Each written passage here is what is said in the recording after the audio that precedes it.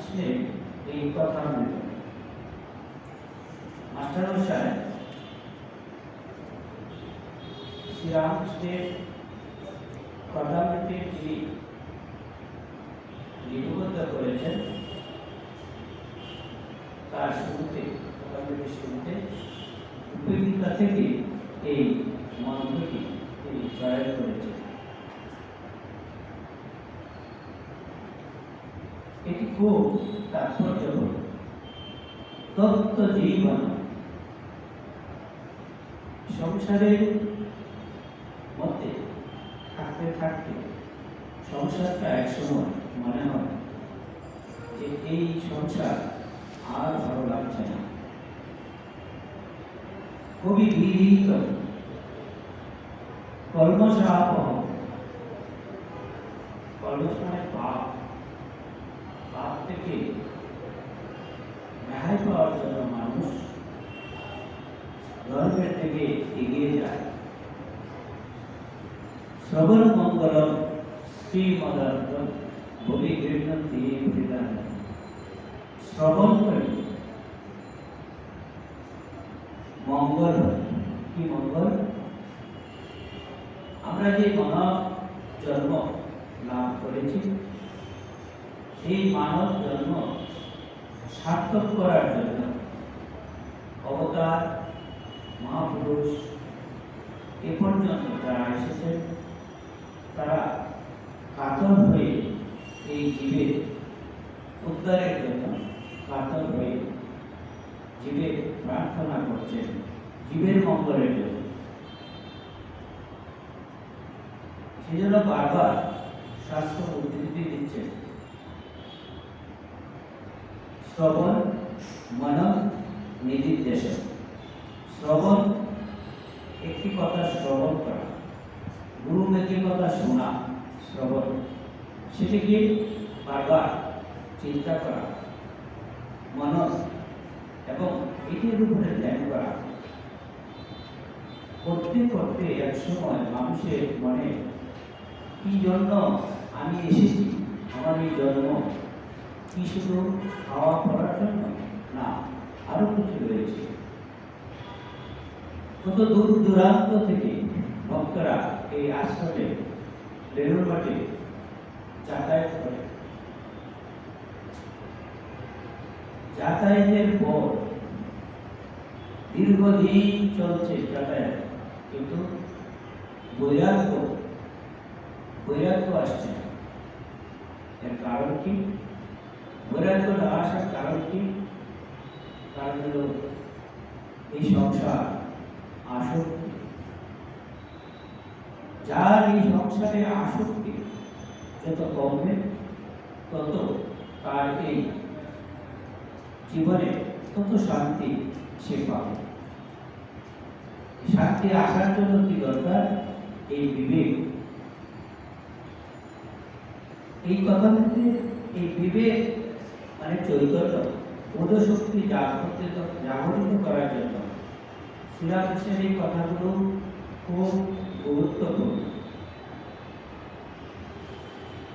আমরা যেখানে পড়ছি আজকে তৃতীয় দর্শন, বদ্ধজীবেরা সংসারে কামিনী কাঞ্চনে বদ্ধ হয়েছে, হাত পা বাঁধা, আবার মনে করে যে সংসারে ওই কামিনী কাঞ্চনেতেই সুখ হবে আর নির্ভয়ে থাকবে।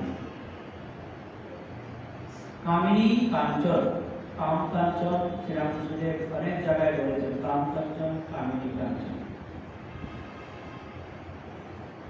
সংসারের প্রথম ধাপ হল বিয়ে। প্রথম রূপা, রূপা থেকে 4 পা, 4 পা যখন হয়ে গেল তারপরে 6 পা 8 পা, ধীরে ধীরে পায়ের সংখ্যাটা যখন বাড়ে তখন তার বদ্ধ খাঁচাটাও বেরিয়ে যায়।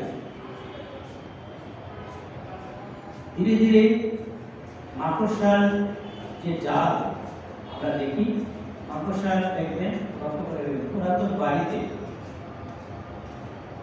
জমিদার, বড় বড় জমিদার যারা ছিল তাদের অনেক অনেক উঁচু দাওয়াত ছিল। সেই বাড়িগুলোতে ঘুরে দেখবেন যে বিরাট মাকড়সার জাল তৈরি করা আছে, আর শেষে মাকড়সাটি সেখানে মরে, জালটা তার উপর থেকে বেরোয় আর সেখানে সে মারা যায়। এই পৃথিবীতে আমরা যে এসেছি, জন্মগ্রহণ করেছি, মনুষ্য জন্ম পেয়েছি, এটি বিরল, কিন্তু মায়ার এই মোহে পড়ে আমরা নিজেকে, ব্যক্তি সত্তাকে বিসর্জন দিয়েছি।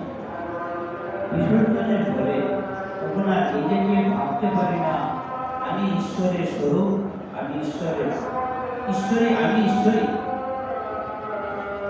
এই চিন্তা, এই ভাবনা আমার হারিয়ে যায়। কিভাবে হারিয়ে যায়? এই সংসার, এই মায়া ধীরে ধীরে মানুষের মনেই হয় না যে আমি সংসারে বদ্ধ হয়ে যাচ্ছি। পায়ের সংখ্যাটা যখন বাড়ে তখন ধীরে ধীরে সে বদ্ধ খাঁচার বন্দিপ্রাপ্ত হয়, কিন্তু নিজেকে সে ভাবতে পারে না যে আমি বন্দী হয়ে গিয়েছি। বদ্ধজীব যখন মরে, তার পরিবার বলে তুমি তো চললে, আমার কি করে গেলে? আবার এমনই মায়া যে প্রদীপটাতে পিসি সলতে জ্বললে, বদ্ধজীব বলে তেল পড়ে যাবে, সলতে কমিয়ে দাও, এদিকে মৃত্যু সজ্জায় শুয়ে রয়েছে। এটি উদাহরণ কিন্তু যুক্তিপূর্ণ। দেখবেন মহাবিরস্ত মৃত্যুব্রত যাত্রী মনুষ্য অবস্থায় রয়েছে, সকলেই উপস্থিত হয়েছে, ছেলে মেয়ে নাতি নাতক সবাই উপস্থিত হয়েছে। তার মধ্যে তিনি উপদেশ দিচ্ছেন তখনও যে প্রদীপটায় তেল পুড়ে যাচ্ছে, প্রদীপটা নিভে গেল। সে কিন্তু মৃত্যু অবধারিত, মৃত্যু হবে, তারপরেও বিষয়ের চিন্তা করছে। বিষয় কি? শব্দ, স্পর্শ, রূপ, রস, গন্ধ, এই পঞ্চ বিষয় তাকে আকর্ষণ করে রাখছে। এই জন্য হচ্ছে হে জীব, তোমার এই জন্ম সার্থক করার জন্য তুমি ঈশ্বরকে স্মরণ করো। আমরা যে কয়েকদিন আগে আপনারা অবগত হয়েছেন দুর্গা পূজাকে হচ্ছে কুড়ির অশ্বমের যজ্ঞের সাথে তুলনা করা হয়েছিল। দুর্গা পূজাকে অশ্বমের যজ্ঞের সাথে তুলনা করা হয়েছে। এত মানুষের দরকার হয়, এত স্তরে। এই যে আমাদের এই সমাজে রয়েছে ব্রাহ্মণ, ক্ষত্রিয়, বৈশ্য, শূদ্র, সকল শ্রেণীর, সকল সম্প্রদায়ের, সকল মানুষের সহায়তা করে এই একটা অশ্বমের যজ্ঞ করা সম্ভব হয়। সেখানে আমরা কি দেখছি যে প্রকৃতি বিভিন্ন পাথর থেকে শুরু করে, মাটি থেকে শুরু করে, বালি থেকে শুরু করে, জল থেকে শুরু করে, প্রত্যেক জিনিসের সংমিশ্রণে, প্রত্যেক জিনিসের মাধ্যম, মন্ত্রের উচ্চারণের মাধ্যম দিয়ে এই দুর্গা পূজা ক্রিয়া সম্পন্ন করা হয়। এখানে বুদন বলে একটা জিনিস আছে। বুদন মানে জাগরণ। এই দুর্গাকে জাগিয়ে, মানে ঘুমন্ত অবস্থায় রয়েছে, শয়ন থেকে উত্থান করে এটা আহ্বান করা হয়। আহ্বানের মাধ্যমে ধীরে ধীরে তাকে বিভিন্ন প্রকৃতির, এই যে অধিবাস বলে একটা জিনিস আছে, অধিবাস,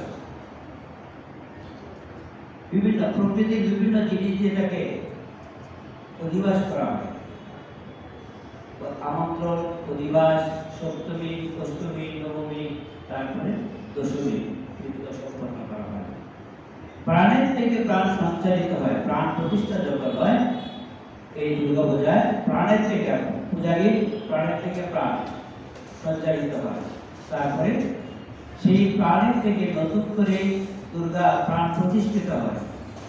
আবার যখন বিসর্জন হয় সে পূজারী কি করে আবার সেই সংহার মুদ্রায় তাকে আবার টেনে নেন ঘর থেকে ঘট স্থাপন, তারপর প্রতিমায় প্রাণ প্রতিষ্ঠার মাধ্যমে জাগরণ হয়, তারপরে ধীরে ধীরে আবার সেই ঘর থেকে আবার সংহার মুদ্রা দিয়ে আবার সেই টেনে নেওয়া হয়। কি টেনে নেওয়া হয়? এই বিসর্জন মানে আমাদের এই যে দুর্গা পূজা সপ্তমী, অষ্টমী, নবমী, দশমী এই তিথিগুলোতে বিশেষ যে কোনো কাজ করা সহজ হয়, সেটি এই যে নবরাত্রি বলে ভারতবর্ষের বিভিন্ন জায়গাতে দুর্গা পূজা হয় না, কিন্তু নবরাত্রি পালিত হয়। মহাশক্তির আরাধনার মাধ্যমে আমরা কি পাই? আমরা শক্তি অর্জন করতে পারি।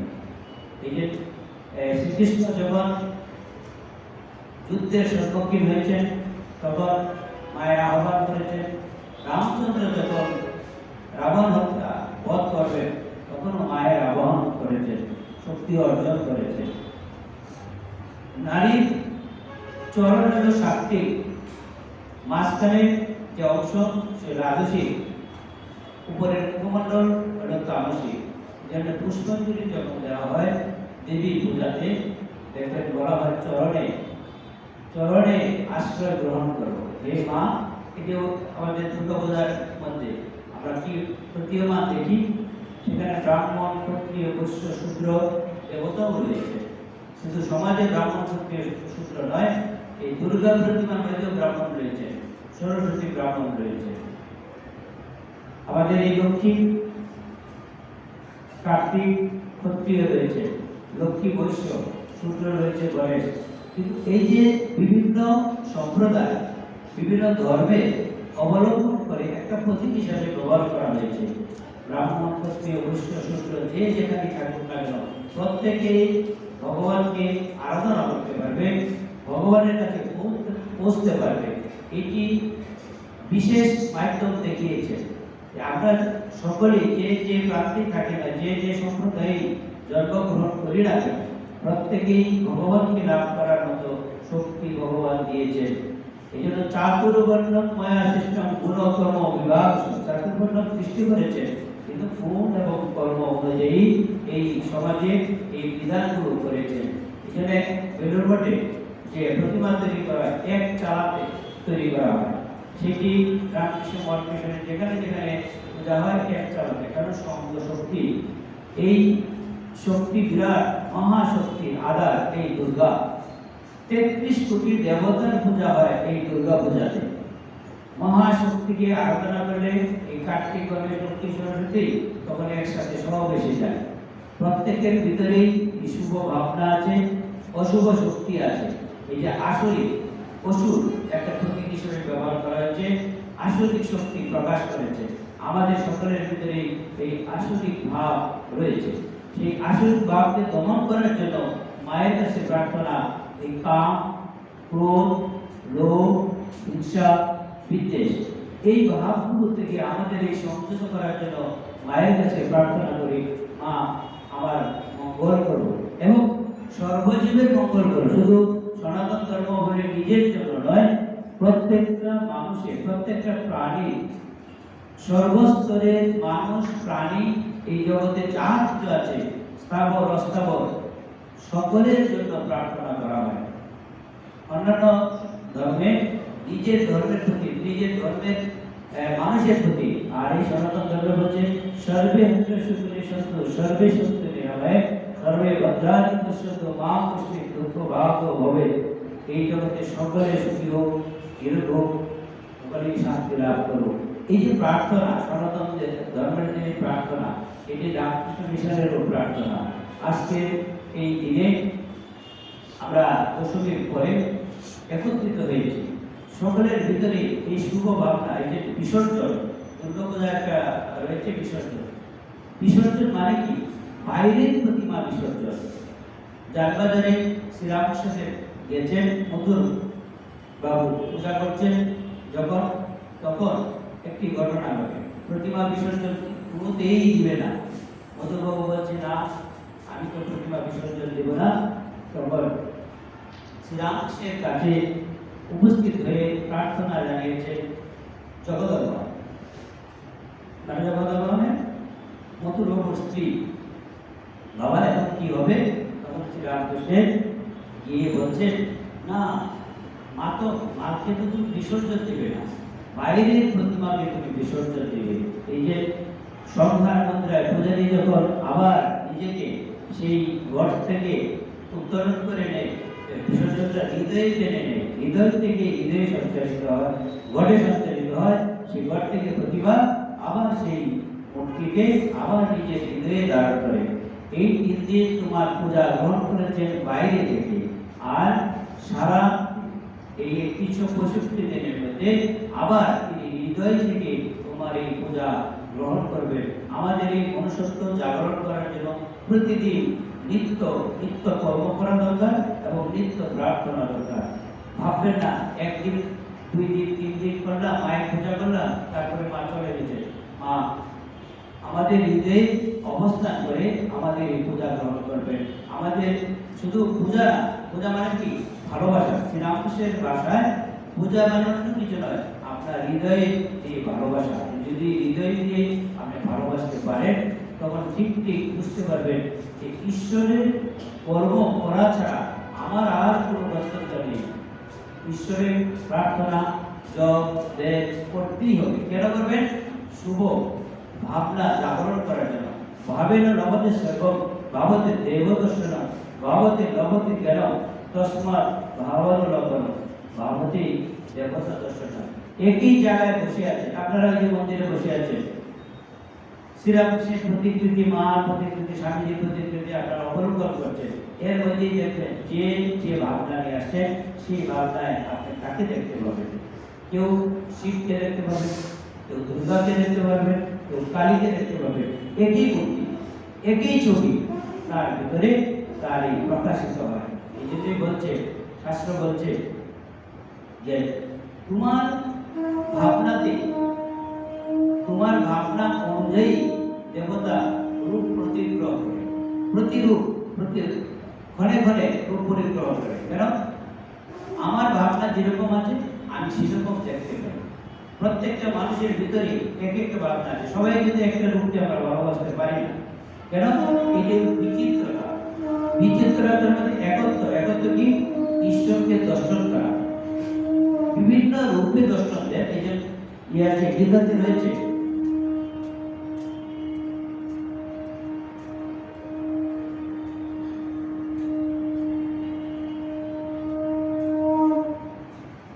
অষ্টাদশ অধ্যায়, সেখানে অপব্যাখ্যা করে আমাদের যে গীতাতে রয়েছে, বলছে সর্বধর্মান পরিত্যাজ্য মামেকং শরণং ব্রজ অহং ত্বাং সর্বপাপেভ্যো মোক্ষয়িষ্যামি মা শুচঃ। সর্বধর্ম পরিত্যাগ করে আমাকে স্মরণ করো। আমাকে মানে কৃষ্ণের এই রূপটাকে কথা বলা হয়। যে কোনো রূপেই তুমি তাকে স্মরণ করতে, তোমার ইষ্ট দেবতাকে স্মরণ করতে পারো, যে কোনো ভাবনায় তুমি ভাবতে পারো। আমাকে মানে ঈশ্বরকে স্মরণ করতে হবে, ব্যক্তিকে নয়, ব্যক্তির রূপটাকে নয়। যে কোনো রূপে তাকে স্মরণ করলে তিনি রক্ষা করবেনই। এই জন্য প্রত্যেকটা ক্ষণে আমাদের এই শুভ চিন্তা যদি জাগরিত হয়, শুভ ভাবনা যদি জাগরিত হয়, তখন আমাদের মনের মধ্যে এই যে দুশ্চিন্তা, কথা দেখেন, এখন একটা শব্দ আসছে টেনশন। ছোট বাচ্চা থেকে ধরে বয়স্ক যিনি আছেন, বাড়ির কর্তা বা ঠাকুরমা, ঠাকুরদাদা, সকলেই বলে টেনশন টেনশন টেনশন। তার থেকে রেহাই কি? রেহাই তো ছেড়ে দাও, ছেড়ে দাও। অতিরিক্ত চাপ নিতে যেও না, ভগবানকে নির্ভর করো, ভগবানের প্রার্থনা করো। যে কোনো কাজ শুরুর আগে তাকে স্মরণ করো, মাঝখানে আবার তাকে স্মরণ করো, আবার কাজের শেষে তার উপর নির্ভর করো। দেখবে তোমার কাজ অবশ্যই ভালো হবে। শক্তি তার ভিতর থেকে তোমার ভিতরে সঞ্চারিত হবে। ঠাকুর, মা, স্বামীজির কাছে আজকে এই বিজয়া দশমীর পরবর্তী সময়ে যারা এসেছেন সকলের জন্য প্রার্থনা করি। মায়ের এই কথাটি বলে শেষ করছি। যারা এসেছেন, যারা আসেন, যারা আসবে, বেলুরমঠে যখন দুর্গা পূজা হবে প্রথম 1901 সালে, স্বামীজি তখন জ্যেষ্ঠ দুর্গা মা শারদাকে আহ্বান করে নিয়ে আসেন। নীলাম্বর বাবুর বাড়িতে মাকে রাখেন। সেখানে মা নিজেই বলছে পূজার শেষে যে যারা এসেছে তাদের হয়ে ফুল দাও, যারা আসে তাদের হয়ে ফুল দাও, যারা আসবে অনাগত ভবিষ্যতের কথা চিন্তা করে তাদের হয়ে ফুল দাও। আমি সকলের পুষ্পাঞ্জলি গ্রহণ করি। মা আছেন, আগেও ছিলেন, বর্তমানে ভবিষ্যতে থাকবেন। মার এই কথাটি যারা এসেছে, যারা আসেনি, যারা আসবে সকলকে জানিয়ে দিও। সবার উপর হলো আমার ভালোবাসা ও আশীর্বাদ। ধন্যবাদ, নমস্কার, শুভেচ্ছা।